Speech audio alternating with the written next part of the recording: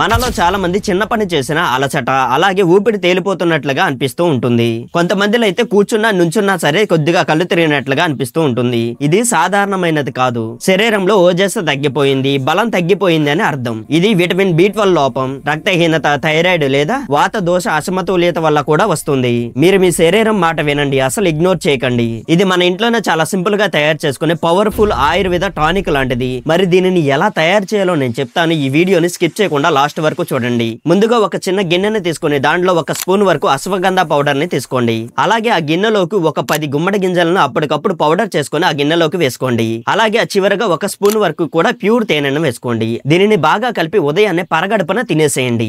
ఇది తినటం వల్ల శరీరం శక్తి పెరుగుతుంది, కండరాలు చాలా బలంగా పనిచేస్తాయి. చిన్న చిన్న పనులు చేస్తున్నప్పుడు వచ్చిన అలసట కూడా చాలా త్వరగా తగ్గుతుంది. ఈ రహస్యమైన ఫార్ములా చాలా మందికి తెలియదు, కానీ చాలా బాగా పనిచేస్తుంది. దీనిని కనుక మీరు రోజు తిన్నారు అంటే మీ స్టామినా కూడా రోజు రోజుకి ఇంప్రూవ్ అవుతుంది. అప్పుడు మీరే చెప్తారు దీనిని ఒకసారి తిని చూడండి మీకు కూడా స్టామినా పెరుగుతుంది అని. కాబట్టి దీనిని తక్కువ పని చేసినా అలిసిపోతున్నారు అనుకున్న వారు దీనిని ఒక్కసారి ట్రై చేయండి. ఇలాంటి మంచి హెల్త్ టిప్స్ కోసం మా ఛానల్ ని సబ్స్క్రైబ్ చేసి ఈ వీడియోకి ఒక లైక్ చేయండి.